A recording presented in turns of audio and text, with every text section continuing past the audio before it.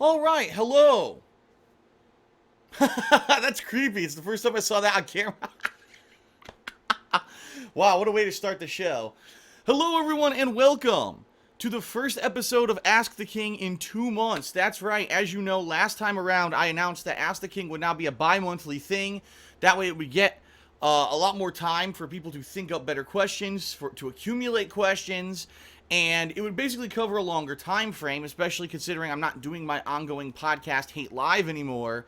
It's more of an opportunity for me to address ongoing issues, questions, things that come up over time, okay? And I want to say thank you to everyone who did submit their questions on my forums at thekingofhate.com, and everyone who also tweeted me down here at They Call Me DSP today on Twitter. I grabbed a good variety of questions from both, okay? So I'm excited, you know, it's not often now that I really get to directly address your questions. I do vlogging a lot more. I get to react to things like movies and pop culture and if there's gaming news, but I don't necessarily directly answer your questions. Today we've got a good mix of kind of current events and things going on with gaming, with my opinions about personal things and stuff going on. A good mix overall, and I think that really doing it every other month is working out. Speaking of which, this means that the next episode of Ask the King is tentatively scheduled for the end of June 2016. Now, I don't want to give you a date yet. I see that at the end of June, we actually have a new release with Lego Star Wars, The Force Awakens, which I am planning on doing a co-op playthrough with my girlfriend Leanna. In addition to that, there may be something else going on Patreon related at the end of that month, so I don't want to say for sure the day. Maybe it'll end up actually being in early July. I'm not sure.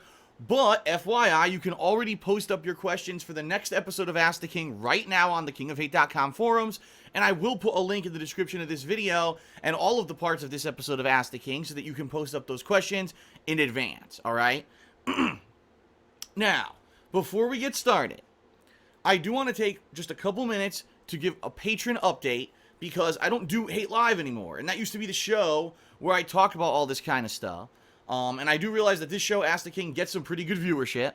So what I'd like to do is very briefly let you know what's going on with Patreon. First of all, the show will start off with patron questions, meaning patrons who pledged $20 or more in the past 2 months, meaning the months of February or March, are going to have their questions answered on the show. And I actually believe there were 5 people who did so and wanted questions answered and posted them up. So those are going to be answered right up front here on Ask the King. If you would like to take advantage of that, right down here, bottom left-hand corner of your screen is the address to my Patreon. Please check it out and please consider pledging, especially if you like the fact that I do daily live streaming, the fact that I'm doing daily on-demand videos. I still do vlog shows like this all the time. It really helps. And, in particular, tomorrow, which is April 29th, 2016, I'm going to be doing the Patron Marathon. It's the reward for hitting our funding level for the month of March. It's going to be a World of Warcraft marathon where I create a brand new character, hand in hand with people helping me pick a class and pick a character and build this character, their appearance and everything, and then going into the game and running around doing the early level stuff, taking advice from people on where I should go and what I should focus on during the course of this 6+ hour long gameplay stream. I'm sure people will try to show up and either help or hurt and troll, but I did a test stream last night, for those who don't know, and it worked out very well. For the most part, I was able to both capture and stream around 60 frames per second. It did dip every once in a while, but it was a very watchable quality, and I was very pleased with how it turned out. So that's going to be tomorrow. That's a lot of fun. Now, for this month, the month of April, the goal, if we hit the funding level, is a indie marathon. I did many of these last year and played such games as Hotline Miami, The Binding of Isaac, To the Moon, Papers, Please, Hateful Boyfriend, and that's just a very small few. I ended up playing a ridiculous amount of indie games last year based off of these marathons that we hit as goal levels and the patrons who nominated and vote on what games to play. It's the same thing this time around. If you pledge $5 or more by the end of April, so you got 2 days left, you'll actually be able to nominate and vote on what indie games I'll be playing in this marathon that will take place at the end of May 2016. Now, I've been talking about it on pre-stream, but I realize not everyone who watches my stuff on streams is the people that watch the stuff here on the vlogging channel. So I want to say this up front to everyone. I don't know if we're going to hit the goal this month. The reason being is because we've got 2 days left. It claims we're just at the funding level, so it says we've hit the goal. But last month, there were a few people who pledged large amounts last minute because they wanted to see me do a Blizzard marathon. And I almost guarantee you within the next 2 days, they're going to say, oh crap, I just realized I pledged that big amount last month. I have to lower that for this month, and I guarantee you we're going to go below the funding level. So, you have 2 days left to pledge, right here. Okay, patreon.com/darksidephil. You get cool perks like getting your questions answered here on Ask the King. You get private Q&A videos can be made, verbal and text shoutouts, which, by the way, I've got a large group of people from February and March where I'll be doing verbal thank yous on the show. That's the list of them right here today. So, lots of great perks that you can actually get by being a patron, okay? And I hope that you will consider doing it with only 2 days left. I'd really like to hit the goal. Obviously, we did tons of successful indie marathons last year, and I'd love to do another one, but we do have to hit the funding level, all right? All right, we got a lot of questions. So without further ado, let's go ahead and move right into all of our Q&A for this month, all right? So, starting off, the first question. This is actually from a patron. His name is Dang It Bobby. And his question is, hey Phil, assuming that you'd be fine if I donated some games to you, would you be willing to play games like Batman Vengeance on the GameCube, Pac-Man World 1 on the PS1 as a download on PSN, or Pac-Man World 2, which is also on the GameCube sometime in the future? I'm surprised that you actually never played Batman Vengeance, because many people consider it to be one of the best, if not the best, Batman game ever made before the Arkham series started.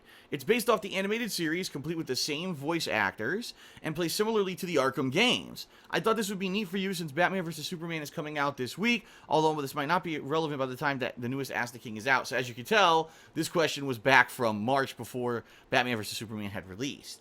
As for Pac-Man World 1 and 2, they're fun little platformers that slipped under the radar as many gamers favor more mainstream titles. If you're looking for quality 3D platformers with classic Pac-Man elements, these are great titles. The first game is downloadable on PS3, and I can provide you a code for it. All 3 games aren't necessarily short, but you could beat them in about 2 or 3 streams each. Let me know what you'd like to think via PM or email. And also, if you're worried about streaming GameCube games from the Wii on your current setup with a Wii, you could get a Wii to HD converter that allows you to do so. Alright, so let me directly respond to the question and give you a generalized answer for all of my viewers out there. Yes, every once in a while, I do accept donations, okay? People will send me games or whatever. I'll tell you right now, though, however, I don't have a P.O. box or anything like that anymore, okay? I did have one back in Connecticut. It ended up being incredibly expensive, and so when I moved, I looked into it, and I actually found out that you get a mailbox over here at a local UPS store, and in the whole year that I had it, I think I got, like, 2 pieces of mail. So, in that regard, there's no reason for me to have one anymore. So I don't have a public box for anyone to mail anything to me anymore. If anyone were to try to send me something, I would ask that you do try to screen it through me first. There's many ways to reach me. I mean, this guy decided to use this question on Ask the King, but you can tweet me at DSP. You can email me, darksidephil@hotmail.com.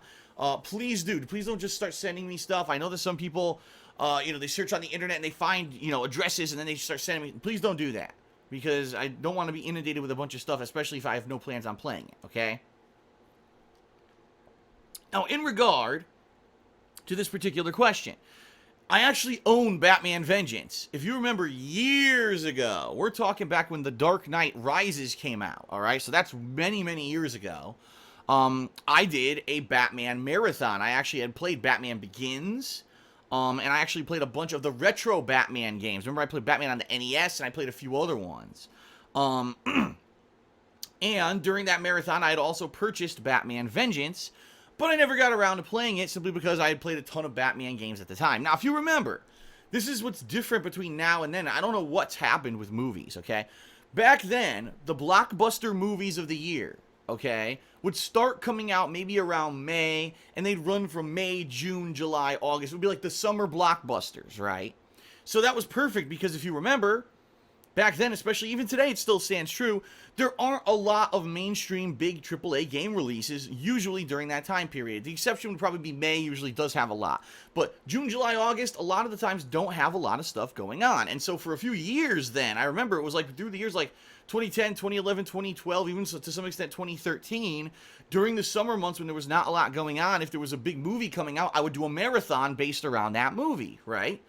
But things have changed. Just take a look at the movie release schedule. We already had Deadpool in February. February? What the hell? Batman vs. Superman came out in March. Captain America Civil War coming out in May. And X-Men Apocalypse coming out in May. Then these are the big kind of summer blockbusters for the year. When you think about it, what else is coming out, right? There may be a few more later on, but this is the main focus of movie releases for this year when it comes to like pop culture stuff. And they're all early. Like May is one of the busiest months of the year. Yet that's when all the movies are coming out. So there's no way I could do like a marathon for Captain America Civil War because I'm going to be way too busy with all the other stuff. So it kind of stinks because I used to be able to plan my summer months around, oh, there's downtime, but there's movies, let's do movie-related content, and I can't do that anymore. It's very different, all right? So in particular, in regards to Batman Vengeance, I have it. If I ever am going to play it, I will, but I really have no plans. If I would have done it, it would have been around Batman vs. Superman, but that was a heavy game release month, so I didn't have a chance to do it. Pac-Man World 1 and 2, I'll be honest here, I've got plenty of platformers that people have asked for me over the years. I never even played Ratchet and Clank 3 or Jack 3 and stuff like that, so I've got plenty of stuff to get to before I start considering, that kind of stuff. So, even though I appreciate the offer, dang it, Bobby, I would say no at this time. Do not send me those games. I'm not really interested, at least at this point, okay?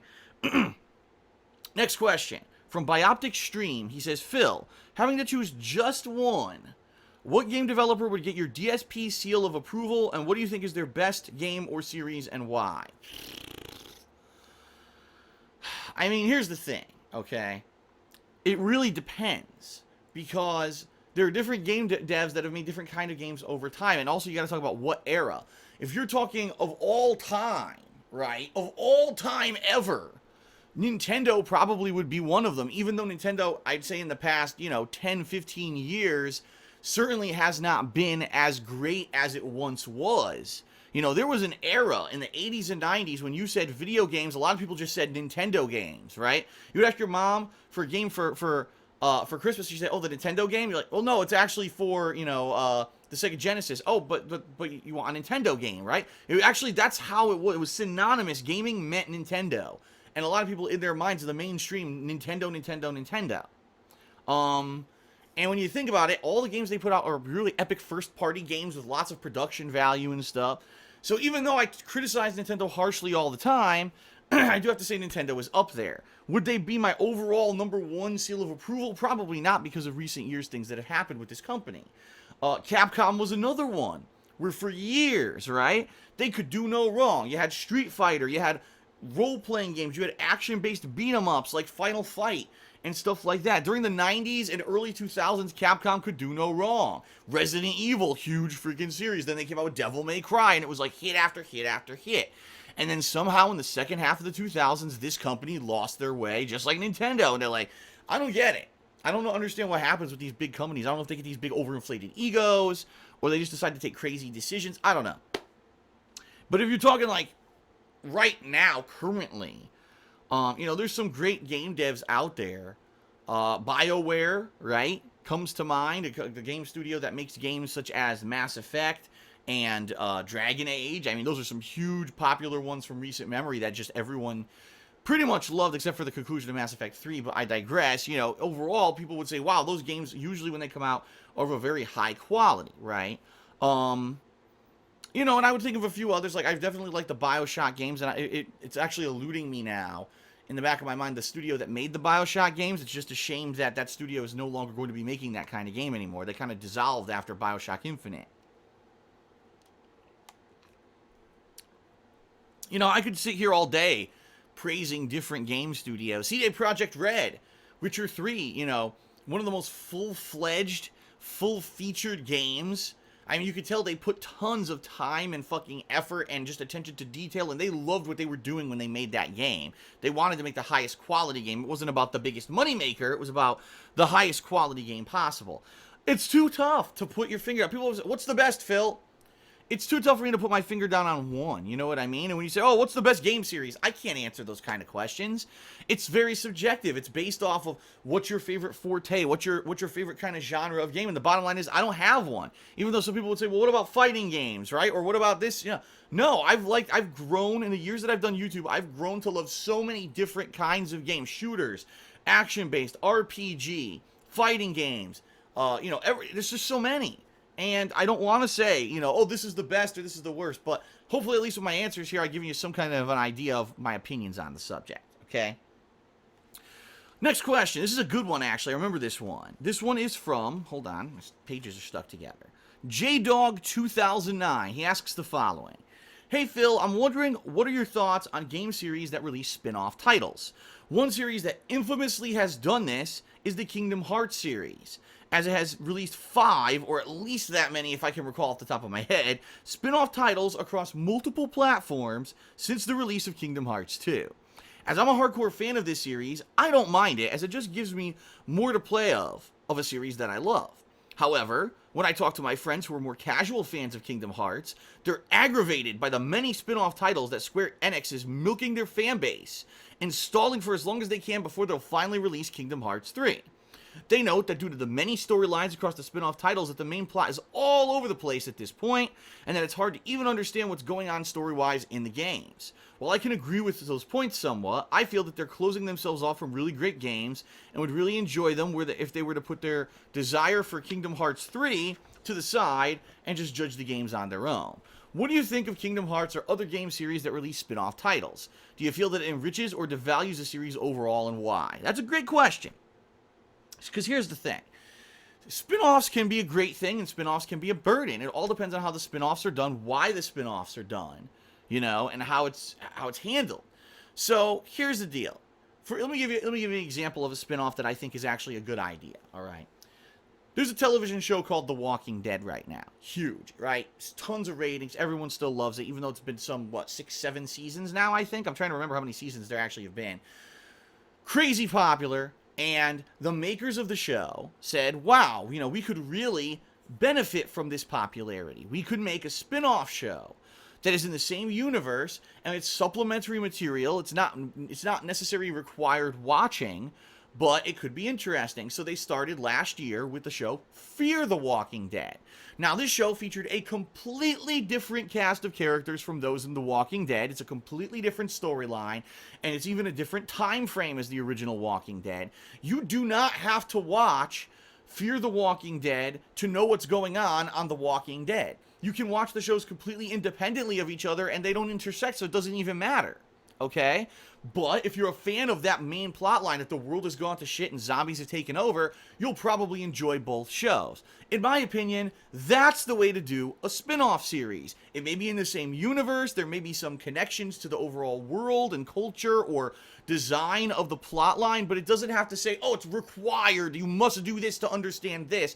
That kind of is a cop-out, because what that means is you have to buy all the supplementary materials. I remember back in the 1990s, the comic books were some of the worst fucking offenders in this regard, okay? Because they would do crossovers. They would do spin-off titles. At one point, let me give you some perspective here. X-Men did this plotline called the Executioner's Song. It was a plotline where there was this one big bad guy called Strife who was behind the scenes of this giant conspiracy going on in the mutant world. I'm not kidding you. You had to buy X-Men, Uncanny X-Men, X-Force, X-Factor, Wolverine, Cable. At the point, I think there was one other title too. There were like 7 comic books you had to buy in a month just to know what was going on. Because if you missed any of them, you missed a critical plot point, because the plot would jump around all these different comics. And they did it on purpose for this. It wasn't because it made it any better. In fact, some of the plot things were fluff. An entire issue would be one hand-to-hand fight between 2 guys. Wow. But then another issue from a different comic would cover all this crazy plot stuff that was very critical, and you wouldn't know what you needed to read or not. And they did it on purpose. You need to buy all of them to get the full picture, or else you'll miss a point and you'll be completely confused, okay? Now look at Kingdom Hearts. That's pretty much exactly what they've done, right? Kingdom Hearts 1 and 2, plus, what was it? Fucking Chain of Memories and Sleep by Birth of My Ass and fucking, Colon Blow Special number 5. It's just so many spin-off mobile games, handheld games, console games, HD re-releases, re-releases of the re-releases, HD re-releases of the cutscenes of the re-release. And it's like, how many games do I have to buy to get the fucking plot? And the problem is, yeah, it's absolutely true. Because they decided to do it like that, The game is a jumbled fucking mess. It's more of a jumbled mess, the plot line, than I would say Zelda. And Zelda was a jumbled mess for like over 20 years. No one knew what the fuck was going on with that series. And it's Square Enix's fault, because they purposely did it to make it feel like every single game released for Kingdom Hearts was necessary. You must play the game or you will not understand the plot. And that's bullshit, because right now Kingdom Hearts 3 is in development, right? Kingdom Hearts 3 will be coming out in a couple years. When Kingdom Hearts 3 releases, just think about it. The original Kingdom Hearts came out over a decade ago. So there's going to be people who have never played any Kingdom Hearts game before, and they're going to say, I would love to play Kingdom Hearts 3. But if they try to do it, they're not going to have a fucking flaming clue what the fuck's going on.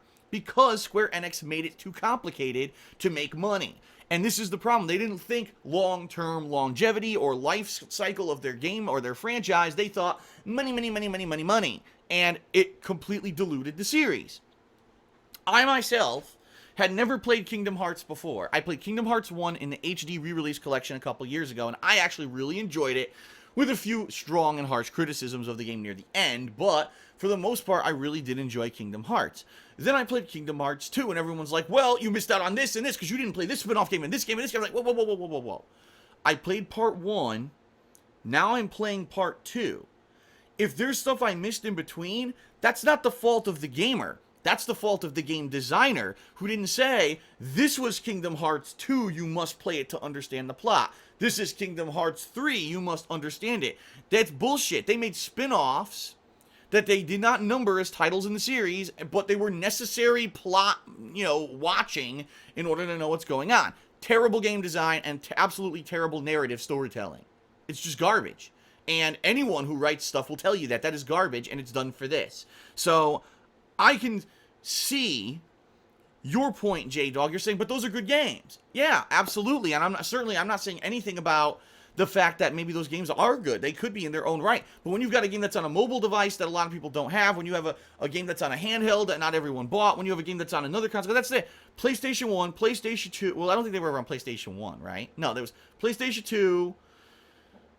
One of the Nintendo, I don't know if it was the DS or the 3DS. I think there might have been one on Game Boy Advance at one fucking point.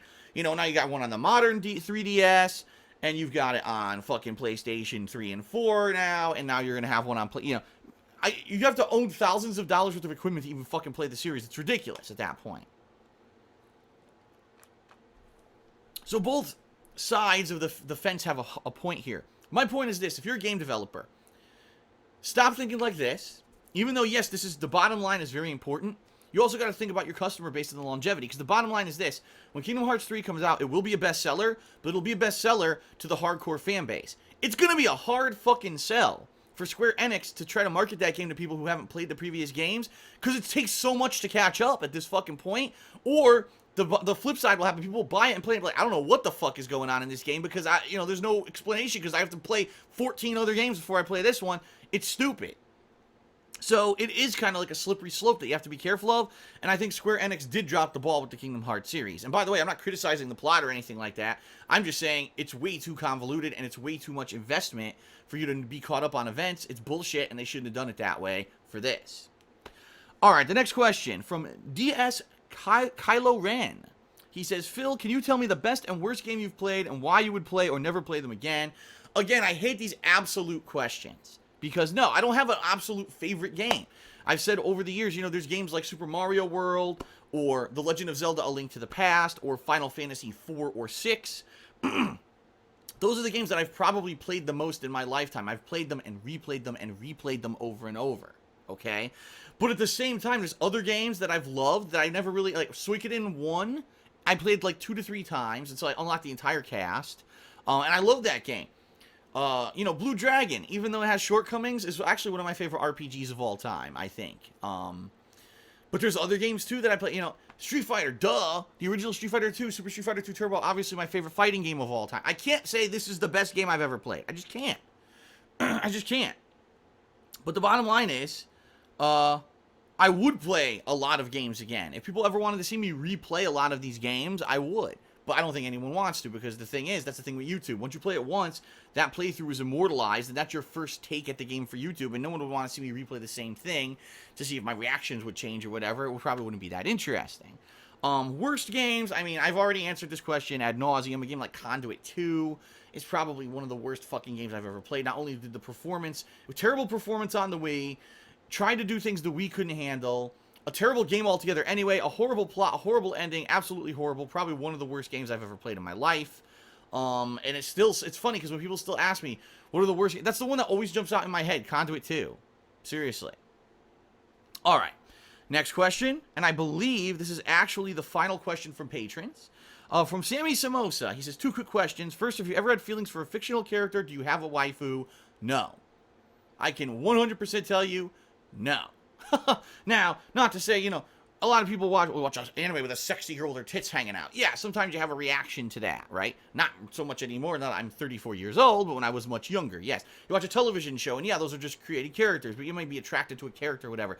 But no, I never had a crush on a fictional character, you know what I mean? That would be pretty silly, considering they're not real. Just saying. Number 2. I was watching your Dark Souls 3 playthrough, and noticed that you don't get angry or upset most of the time when you die. You just shrug it off and you keep your cool. In other games like Grand Theft Auto or Metal Gear Solid, there were times when you got really angry and frustrated, and what the heck is the difference here? Why don't you get pissed off in Dark Souls like you do in other games? Well, this is actually quite simple. It's a really simple answer, and I think a lot of people will already know the answer. When you play Dark Souls, you have to be of the mindset that you're going to die a ton, because the game was purposely designed to be difficult.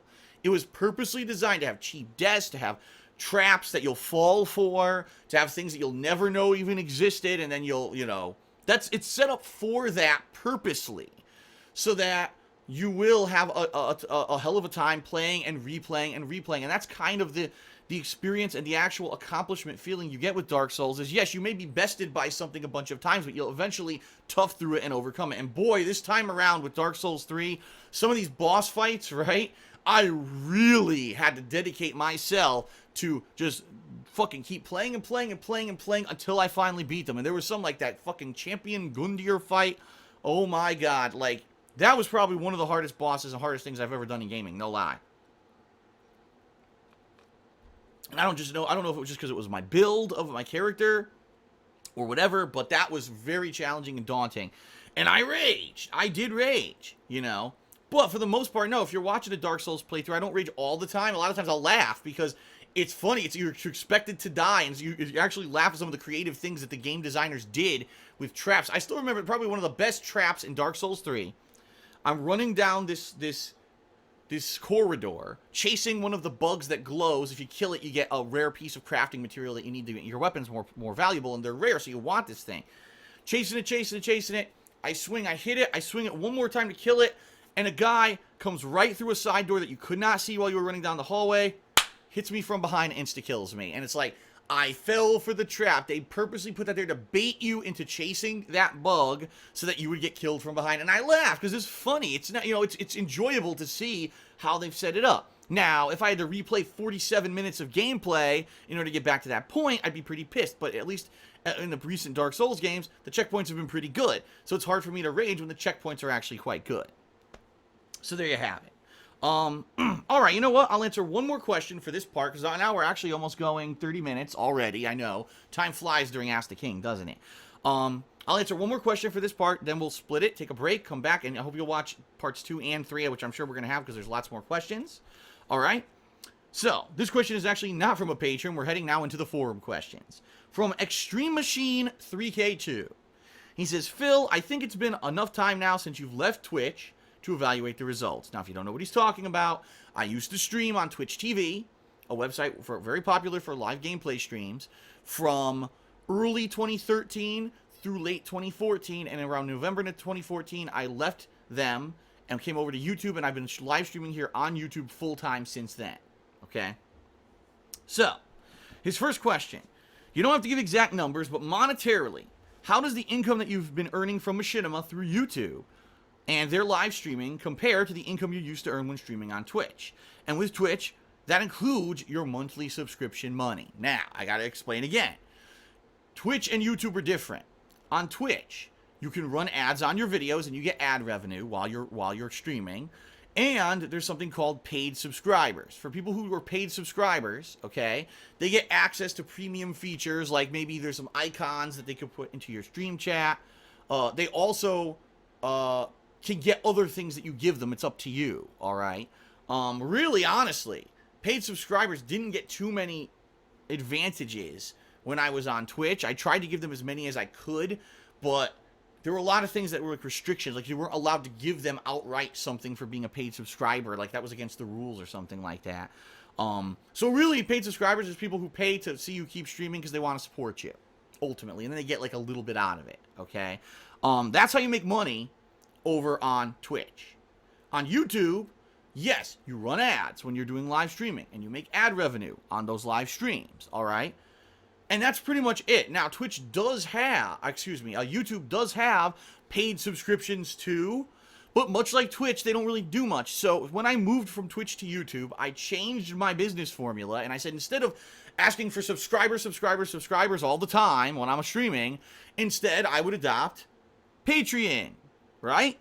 Which is why you hear me talk about Patreon so much. That's really my replacement for paid subscribers. Now, the difference here, unlike the paid subscribers on Twitch, I can actually give my patrons stuff. Like, I could give you premium forum access, and I can give you private Q&A videos and all this stuff, all right, based on how much you pledge. And that's the other thing, is you can pledge different amounts. Over on Twitch, it's like, this is the amount to become a paid subscriber. On Patreon, you can choose your monthly amount that you want to pledge, all right? So it's a much different business model. Here's what I can tell you, all right? With a few exceptions, a few months when I first went to Twitch and I was like white hot popular for live streaming over there, okay? In general, just the money that I make on Patreon monthly, just that money is more than what I was making over on Twitch combined between subscribers and advertisement revenue, all right? So already I could tell you, the move from Twitch to YouTube, because I adopted Patreon, has worked out, and it's a positive. So it was a good move in that regard. Now, I may have less viewers. It's absolutely true that when I'm live streaming on YouTube, the people who watch my stuff are my core audience, people who are here just to watch me. When people are on Twitch, it's, wow, I just want to see someone playing the new game. Let me type in the new game. Oh, here's some people streaming it. And they might just click on someone randomly. And I did. I used to get natural influx of viewers on Twitch who maybe weren't fans of my stuff and were just there to see the new game. And then they would maybe become fans, all right? I don't get that on YouTube. YouTube is nowhere near as popular for live streaming as Twitch. But what I found is that people who watched on Twitch generally didn't come to YouTube. They would only watch me on Twitch. So it didn't really benefit me. Like I said, the money that I was making on Twitch was not equivalent to what I'm doing just off of Patreon right now. Now, also, I make ad revenue on live streaming on YouTube. I don't know how much the ad revenue is. I'll be honest with everyone, because YouTube does it really weird. YouTube does the weirdest shit. They make it so that your live stream is one video on YouTube, and your views on that video accumulate over time, and it's always one. So right now it's just like my live stream has millions of views because I've been live streaming for a year and a half here on YouTube. And it's weird because I always said, the live stream didn't get 2 million views last time that I streamed or anything like that. It doesn't make any sense. And there's no real way to judge ad revenue on what I'm making on the stream because of the way that YouTube breaks down their data. So all I can tell you is this. From Patreon, I'm making more money monthly than I was being on Twitch between the subs and the ad revenue there. Plus, I'm making ad revenue on the streams. I don't know how much, but it's more than what I was making on Twitch. So the bottom line is, at least monetarily, I'm making more money on YouTube streaming than I was on Twitch because I broke my business model into Patreon and streams. Okay? Now, number 2, his second part of his question. Would you ever consider returning to Twitch? If, say, you managed to get the funds for a new streaming computer and learn how to stream and record at different bit rates, since that was one of the main reasons that you decided to leave Twitch. All right, now, this guy is actually one of the most fair askers of this question, because there were people in the past who asked the question and get the whole story wrong. He got it completely right. Why did I leave Twitch? It's very simple. There were 2 reasons why I left Twitch. The first reason, and the reason I really spurned the whole thing, was that I was live streaming on Twitch and I had upgraded my computer in 2014 to be able to handle 1080p video and 60 frames per second frame rate. And the bottom line is that's what a lot of people want now. They don't, there are games now that are meant to run at 60 frames per second. They don't want to watch a lower quality video. Now, when I, back then in 2014, that wasn't necessarily the case. A lot of people didn't really care about the quality of the video, but now things are changing. Now, we're even talking about pushing the boundaries and going to 4K resolution and all of that, right? So right now, people are going to want to watch a playthrough that has the highest quality visuals, and if a game's supposed to run at 60 frames, they want to see it run at 60 frames so they can get a good idea of what that game looks like and how it performs if they were to buy it, okay? So I was streaming at 1080p resolution and 60 frames per second on Twitch, and I got messaged by a Twitch moderator who said, we have set guidelines of the amount of bitrate, which is the amount of data that you're pushing to the Twitch website. You're exceeding that. And we've decided, we found out about this, and we're telling you right now, you must lower your bitrate, or else we're going to take, like, disciplinary action, shut down your streams, or whatever.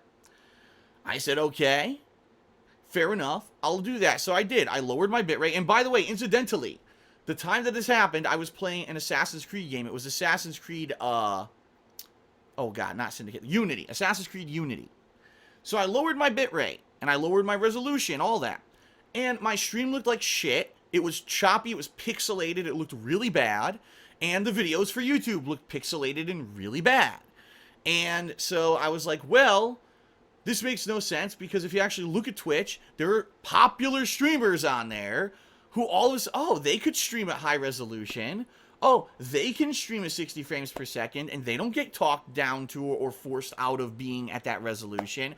Gee, I wonder why. Probably because they're making Twitch a ridiculous amount of money, and Twitch has them as basically their lifeline for existing, and they wouldn't want to get rid of those people or upset those fucking people. So Twitch is a very preferential website that picks and chooses who gets the special treatment and who doesn't, and apparently they decided I'm one of the people who won't get the special treatment. I didn't particularly like that.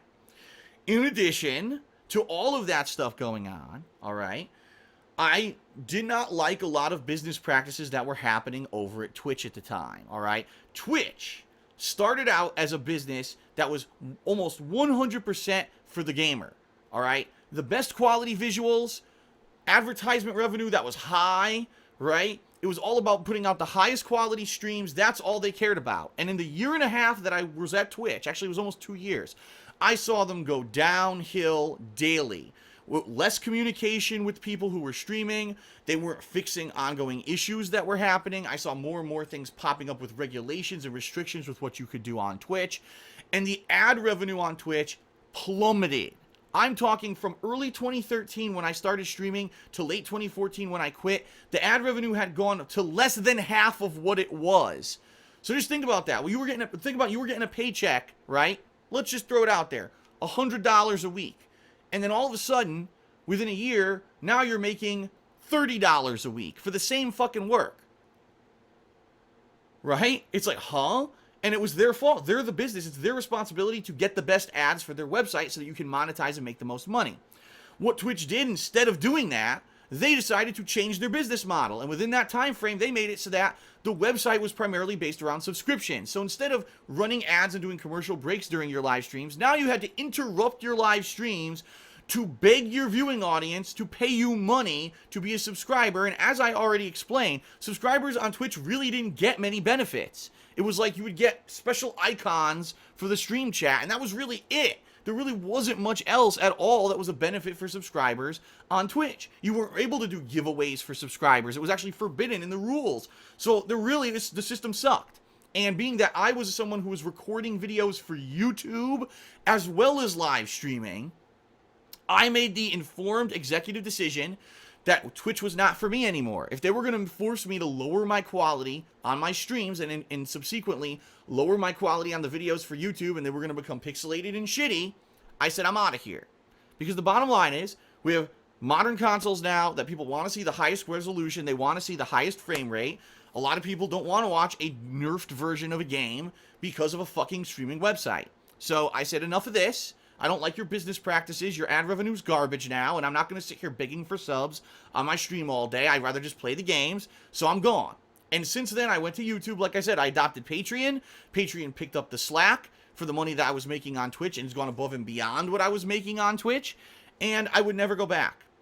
And I'm sorry, a lot of people are upset about that because I love stream chat on Twitch. It's so much better. Which, by the way, the stream chat on Twitch is the same as the one I use on my streams now. And they just put nice, cute bells and whistles on top to make it look pretty. It's IRC, which is the same stream chat that I use for my stream on YouTube right now, too. But there's a lot of people who think they have this, like, crazy idea that if I've magically returned to Twitch, that things would turn around and I get a massive increase in views. This never happened. When I was on Twitch, I saw 0 increase in views on YouTube at all. Twitch streams somehow would get spikes, but I wouldn't make any money on them. So what was the fucking point of being there? The only way I can make money on Twitch is to sit there and beg for fucking subscriptions constantly during the stream and interrupt the stream with thank yous and shout outs to people who are subscribing. And that's not what I'm about. I'm about making a quality viewing product, not about making money at the expense of doing whatever I'm doing. You know what I mean? That's the difference between what I do and what a lot of people who are popular making video content and streaming on the internet do. I care about the quality of what I'm fucking putting out. So I will not do that. And so, you say, this, Extreme Sheen says, well, what if you were able to record at a different bit rate? What if you were able to record high quality for YouTube and stream at a lower quality for Twitch? Would you go back? No! Because it doesn't benefit me. In the 2 years I was at Twitch, nothing positive happened. I didn't get any increase in viewership. I didn't get any new real fans. It was just people would watch the streams, and I would really get nothing out of it. And then I would upload the videos to YouTube, and that would be business as usual, right? And then as I saw the decline of Twitch, down, as I saw it get more and more about, money, corporate, and the ad revenues plummeted, and it wasn't about the quality of the streams anymore. It was about this. I said, fuck this. I'm out of here. So, I'm not saying that people who stream on Twitch are bad people. I'm saying what they stream is usually a far different product than what you'll see me. Watch anyone on Twitch and tell me that their streams are identical to how I do it on YouTube. If you could point out someone who's super successful on Twitch and does exactly the same thing that I do on YouTube, no advertisement except for like the first couple of minutes of the stream, and then it's pure gameplay from then on, with no interruptions, nothing, you know what I mean? Wow, then maybe you could convince me to go back to Twitch, but I have not heard of this at all. The people who are successful on Twitch do a much different product than I do, and I don't agree with their business practices. There's been tons of stuff that's happened on Twitch that I mentioned before over the years that I don't agree with. People faking swatting, and Twitch is like, oh well, slap on the wrist, and that's it. No, I'm not going to go back to that. I'm not going to go back to their bullshit, because basically they're very unprofessional with everything that they do over there, and I'm not going to deal with that shit. I'd rather be on a site that works, where I'm not going to be mistreated preferentially because I don't bring in insane amount of views and shit, and where I could just do my work daily. I don't have to worry about that kind of bullshit and beg for subs and all that. I just want to sit here and play games and enjoy it, fucking period. And I've been able to do that ever since I started live streaming on YouTube, and I wouldn't change that. There you have it. All right. That's it for part 1 of Ask the King. Let's take a break. I'll be back with part 2. Check it out right here on the King of Hate vlog shortly. There's lots more questions to get to. Thanks for watching. I'll be back soon.